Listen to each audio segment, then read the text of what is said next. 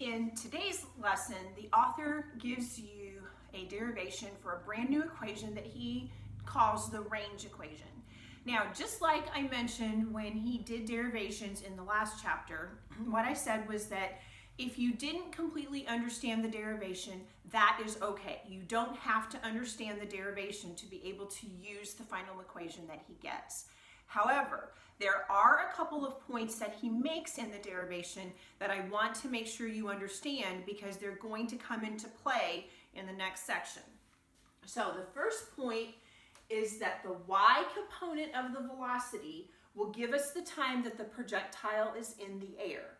Okay, now the reason for that is because all of the acceleration is in the y direction because it's all gravity, it's all pulling downwards. Remember that there is no acceleration in the x direction when I have a projectile. When I have a projectile, the acceleration in one direction is 0, that's the horizontal direction. The acceleration in the vertical direction, the y direction, is just whatever gravity is, negative 9.8 meters per second squared. So once that projectile is in the air, what's going to affect how long it's in the air? Well, gravity affects how long it's in the air. And so therefore it is, because that's the component that gravity is in, the y component of the velocity will give us the time the projectile is in the air. If you know the initial velocity, you can find the y component of the velocity by using the sine of the angle. You already know that at the maximum height, the velocity in the y direction is 0. And so you can calculate the time that it's in the air. We've done problems like that before. We could even calculate the time it's in the air even if it didn't land at exactly the same height, because we did that before too. Remember the problem that we did where something was or a student threw a rock upwards and then it went up and then it came down and it landed in the water down below him?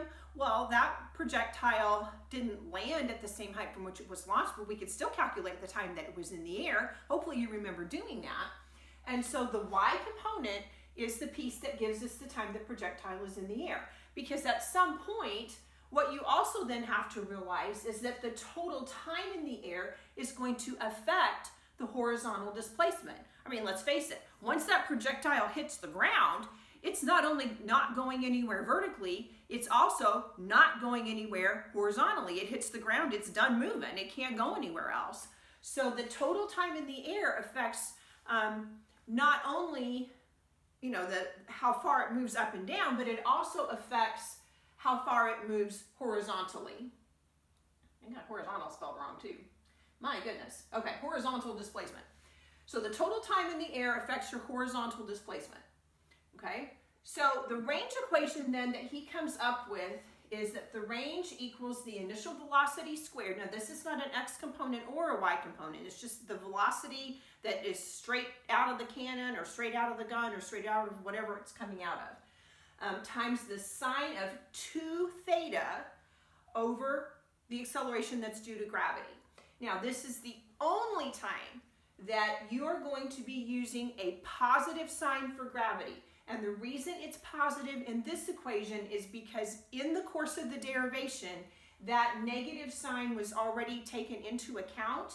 And so if I remember correctly, like it canceled out somewhere. So when you use the range equation and you plug in the sign for gravity, it is positive.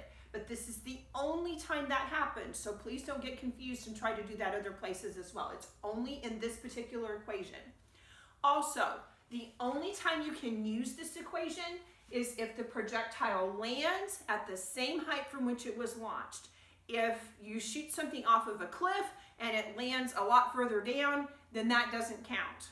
Okay, you can't use this equation unless it lands at the same height from which it was launched. So it's a pretty specific type of equation that you're going to be using here, and so you need to be careful that you don't use it when it doesn't apply. Now the math to use this, you have to be careful with this sine of 2 theta. So I'm going to go ahead and work through an example so you don't make a mistake in how to do that too. So if you look at example 4.4, it says, using a missile launcher, a soldier attempts to destroy an enemy outpost 7,512 meters away from his position. So that's the range. That's how far the projectile is going to go. So the range is 7,512 meters. The outpost is at the same elevation as the soldier. We have to know that in order to use the range equation.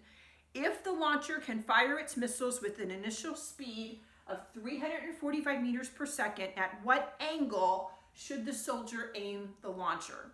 So, can I use the range equation? Yes, because it tells me that the projectile lands at the same point from which it was launched.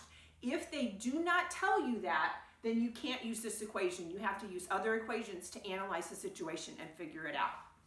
Okay, so if I'm going to use the range equation, well, again, we'll put it over here. So the range equals v sub 0 squared times the sine of 2 theta all over g. So if I go to plug this in, the range is 7,512 meters.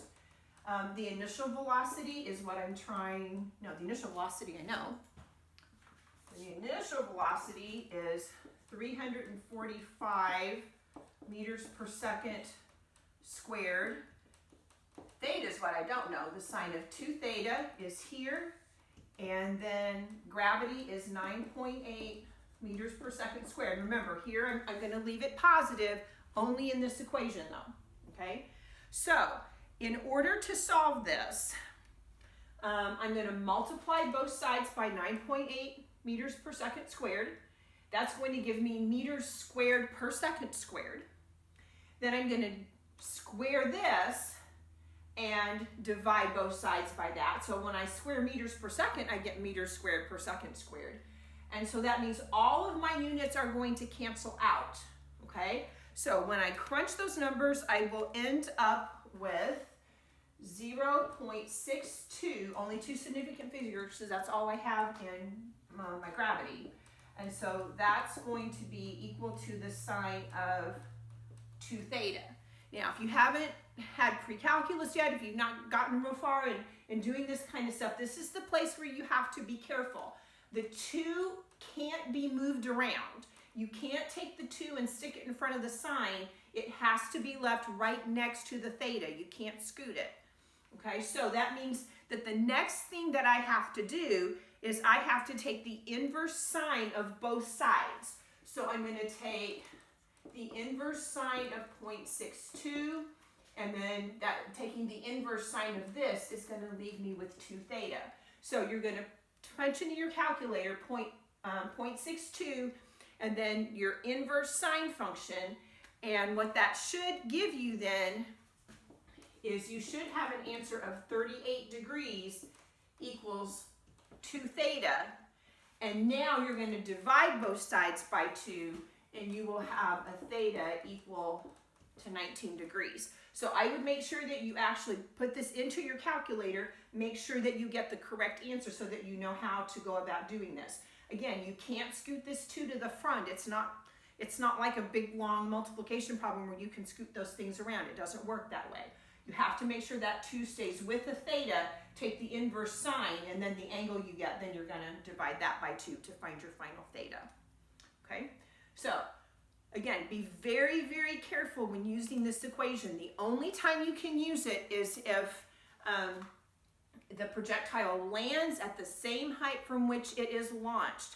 And again, this is the only time that you're going to use a positive G. So please be careful with that and don't make a bunch of silly mistakes by using the equation where it doesn't apply, or by trying to use a positive G in any of the other types of problems that we're doing in this chapter.